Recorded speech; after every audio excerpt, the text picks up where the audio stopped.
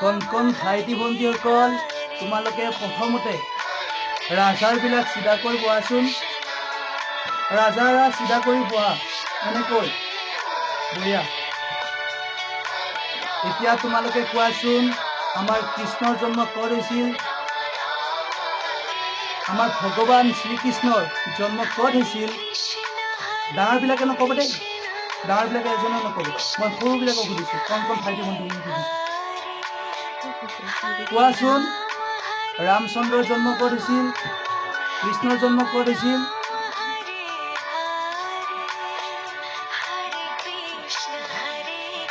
চাওক আপোনালোকে এতিয়া আমাৰ ল'ৰা ছোৱালীখিনিয়ে আমাৰ ভগৱান ৰামচন্দ্ৰ আৰু শ্ৰীকৃষ্ণৰ জন্ম ক'ত হৈছিল ক'ব নোৱাৰে। কিন্তু মই যদি এতিয়া সুধো সলমান খানৰ জন্ম ক'ত হৈছিল, এইটো হাঁহিব লগা কথা নহয়, এইটো আমাৰ দুখৰ কথা। আজি আমাৰ হিন্দুৰ ল'ৰা ছোৱালীখিনি আজি আমাৰ নিজৰ ভগৱানৰ জন্ম ক'ত হৈছিল নাজানে। এই ল'ৰা ছোৱালীখিনিয়ে ডাঙৰ হৈ আপোনালোকে ক'ব পাৰিবনে ইহঁতে আমাৰ ধৰ্ম ৰক্ষা কৰিব, দেশ ৰক্ষা কৰিব বুলি? কোনে ক'ব পাৰিব? কোনে গেৰাণ্টি দিব ইহঁতক লৈ? ইহঁতে আজি সৰু হৈছে, এদিনটো ডাঙৰ হ'ব, আৰু ডাঙৰ হৈ দিয়া জানো ইহঁতে আমাৰ ধৰ্ম ৰক্ষাৰ কাৰণে যুদ্ধ কৰিব, আনক শিকাব হিন্দু ধৰ্ম মানে কি। আজিকালি ৰাম কৃষ্ণৰ কথা ক'লে হিন্দু সমাজত সন্ত্ৰাসবাদী বোমা দিয়াৰ দৰে হৈছে। জানো কোনোবা সন্ত্ৰাসবাদী সি বোমাহে দিলে জয় শ্ৰীৰাম বুলি ক'লে এনেকুৱা হৈছে। স্কুলততো নকয়ে ৰাম কৃষ্ণ কোন, আগতে শিকিছিল ককা আইতাহঁতৰ পৰা। ককা আইতাহঁতে সাধু কথাৰ চলেৰে ৰাম আৰু কৃষ্ণৰ জীৱনীবিলাক কৈ দিছিলে। আজিকালি সেইটোতো নাই। আজিকালি নিজৰ পিতৃ মাতৃয়ে ককা আইতাৰ কাষত বহিব নিদিয়ে, বেয়া হ'ব, ককা আইতাহঁতে নাজানে। সেইবাবে আজি লাজ পাইছোঁ হিন্দু বুলি ক'বলৈ। আজি আমাৰ হিন্দুৰ ল'ৰা ছোৱালীখিনি ভগৱানৰ জন্ম ক'ত হৈছিল ক'ব নোৱাৰে। আপোনালোকে চাই ল'বচোন, ৰাতিপুৱাৰ পৰা গধূলিলৈকে মুছলমানৰ ল'ৰা ছোৱালী এইখিনি কণ 3-4 বছৰৰ পৰা খোজ কাঢ়িব পৰা হৈছে। সিহঁতে মুছলিম ধৰ্মৰ পুস্তিকা হাতত লৈ মাদ্ৰাছাত যায় সদায় সিহঁতৰ ধৰ্মৰ কথা শিকিবৰ কাৰণে। আৰু সিহঁতৰ পিতৃ মাতৃয়ে কৈ দিয়ে বোলে প্ৰথম ধৰ্ম তাৰে পিছত বেলেগ। কিন্তু আজি আমাৰ হিন্দু ধৰ্মৰ ল'ৰা ছোৱালীখিনিয়ে ভগৱানৰ জন্ম ক'ত হৈছিল সেইটো ক'ব নোৱাৰে। আৰু দুদিনমান পিছততো শ্ৰীকৃষ্ণ কোন আছিল বুলি সুধিব মাক দেউতাকক। আৰু আপুনি ভাবিব পাৰিবনে এই ল'ৰা ছোৱালীখিনি আপোনালোকক শ্ৰদ্ধা কৰিব বুলি? যোনে ভগৱানৰ নাম নাজানে, যোনে হিন্দু সংস্কাৰ পোৱা নাই, এই ল'ৰা ছোৱালীখিনি ভৱিষ্যত আপোনালোকৰ ভাল চিন্তা কৰিবলৈ আপোনালোকে ভাবিব পাৰিব নেকি? নোৱাৰে। ঘাঁহ খোৱা হৰিণে কোনোদিন মাংস খাব নোৱাৰে। ইহঁতৰ তেনেকুৱা হৈছে। কাৰণ আমাৰ কি হৈছে, 60 বছৰ 50 বছৰ পাৰ হোৱাৰ পিছত মন্দিৰত যাব দিয়ে, নামঘৰত যাব দিয়ে, গীতা পঢ়িব দিয়ে, কিন্তু সৰু থাকোঁতে নিদিয়ে। সেইকাৰণে কৈছোঁ যে ঘাঁহ খোৱা হৰিণে কোনোদিন মাংস খাব নোৱাৰে। ইহঁতে এতিয়াৰ পৰাই সলমান খান, শ্বাহৰুখ খান চিনেমা চাব, কিন্তু ধৰ্মৰ কথা নিশিকে। আৰু আপোনালোকেও ইহঁতক শিকাব A for apple, B for ball।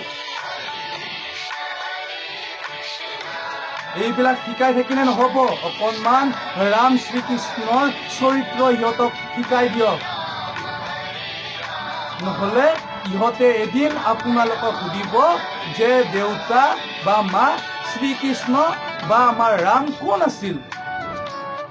আপোনালোকে কওক এতিয়া আমাৰ সনাতন ধৰ্মটো কোন দিশত গৈ আছে? সেইবাবে আজিকালি নিজৰ ল'ৰা ছোৱালীবিলাকে নিজৰ পিতৃ মাতৃ বৃদ্ধা আশ্ৰমত থয়। কিহৰ কাৰণে জানেনে? এই সংস্কাৰৰ কাৰণে। আপোনালোকেতো স্কুলত শিকাইছে, ইংলিছ মিডিয়ামত দিছে, খ্ৰীষ্টান মিছনাৰী স্কুলত পঢ়াইছে, কিন্তু আপোনালোকে ৰামৰ চৰিত্ৰ বা কৃষ্ণৰ চৰিত্ৰখন সিহঁতক শিকাই দিয়া নাই। সেই ল'ৰা ছোৱালী ডাঙৰ হৈ কেনেকৈ কৰিব আপোনালোকক? খ্ৰীষ্টানতে থবয়ে যে মা দেউতাই আমাক খুৱাইছিলে, সৰুতে খুৱাইছিলে। তাৰপিছত ডাঙৰ হৈছে, মা দেউতাৰ কাম নাই, ইহঁতক বৃদ্ধাশ্ৰমত থৈ দিয়ে। সেনেকুৱা নহয়, কেনেকুৱা হ'ব? ইয়াৰ কাৰণ হৈছে সংস্কাৰ। আমাৰ হিন্দু সংস্কাৰ হোৱা নাই ইহঁতৰ তাতে। সেয়েহে আপোনালোকে কল্পনাও নকৰিব ইহঁতে যে আপোনালোকৰ ল'ৰা ছোৱালী হয় আপোনালোকক ভালদৰে ৰাখিব। আজিকালি স্কুলত, আমাৰ যিবিলাক চৰকাৰী স্কুল আছে, তাতো কোনোদিন ৰামকৃষ্ণৰ কথা নিশিকায়। আধুনিকতা হৈ গৈছে। কোন ৰামকৃষ্ণ? মই আজি সৰু সৰু বাচ্চাবিলাক সুধিছো যে ৰামকৃষ্ণ কোন, নাম নাজানিয়ে। ৰামকৃষ্ণ ক'ত জন্ম হৈছিল কোনো ক'ব নোৱাৰে। সেই ল'ৰা ছোৱালী আমাৰ কি ধৰ্মৰ কথা জানিব, কি ধৰ্ম ৰক্ষা কৰিব, হিন্দু ধৰ্মৰ কথা বেলেগক কি ক'ব? এইবিলাক হিন্দুৰ ল'ৰা ছোৱালী আপোনালোকে হিন্দুৰ যিবিলাক ৰামৰ চৰিত্ৰ আছে, গীতা আছে, তাৰে শ্লোক, গীতা শ্লোক সদায় এটাকৈ শিকাওক, ৰামৰ চৰিত্ৰৰ কথা কওক। তেতিয়া সংস্কাৰবান হ'ব, ধৰ্ম ৰক্ষা হ'ব, সনাতন ধৰ্ম ৰক্ষা হ'ব। একোজন ৰক্ষক হিচাপে হ'ব এই কণ কণ ল'ৰা ছোৱালীখিনি আপোনালোকে যদি এই সংস্কাৰ দিয়ে। নহ'লে এদিন হিন্দু কি, নিজৰ মাতৃ পিতৃ কি চিনি নোপোৱা হ'ব। এদিন ক'ব ল'ৰা ছোৱালী যে আপোনালোকে ইহঁতক ছেক্সৰ কাৰণে জন্ম দিছিল, আমাৰ হিন্দু সংস্কৃতিত পাহৰি যায়, এনেকে ক'ব। আৰু হৈছে এনেকুৱা। সেইবাবে আপোনালোকে ৰাম চৰিত্ৰখন পঢ়ি তেওঁলোকক জ্ঞান দিয়ক, তেওঁলোকক শিকাই দিয়ক যে নিজৰ সন্তানৰ দায়িত্ব কি বা পিতৃ মাতৃৰ দায়িত্ব কি। সেয়েহে কৈছো, হিন্দু ধৰ্মৰ যিখিনি তত্ত্ব আছে নিজৰ ল'ৰা ছোৱালীক শিকাওক। নহ'লে নিজৰ ল'ৰা ছোৱালী আপোনালোকক বৃদ্ধাশ্ৰমত থবয়ে।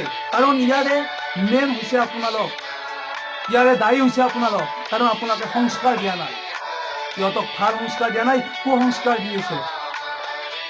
ৰাতিপুৱাৰ পৰা কাৰ্টুন চাব দি আছে, মোবাইল দিছে, ইউটিউব দিছে, কিবা চাবলৈ দিছে, ছ'চিয়েল মিডিয়াত যাবলৈ দিছে, কিন্তু ভগৱানৰ কথাখিনি ষ্টাডি কৰিব দিয়া নাই বা পঢ়িবলৈ দিয়া নাই। সেইকাৰণে মই অনুৰোধ কৰি কৈছো, হিন্দু ধৰ্ম, সনাতন ধৰ্ম ৰক্ষা কৰাৰ কাৰণে ইহঁতক আমাৰ হিন্দু ধৰ্মৰ যিখিনি গীতা, মহাভাৰত, ৰামায়ণ 18 পুৰাণ, 4 বেদ 18 পুৰাণত জ্ঞান দিয়ক।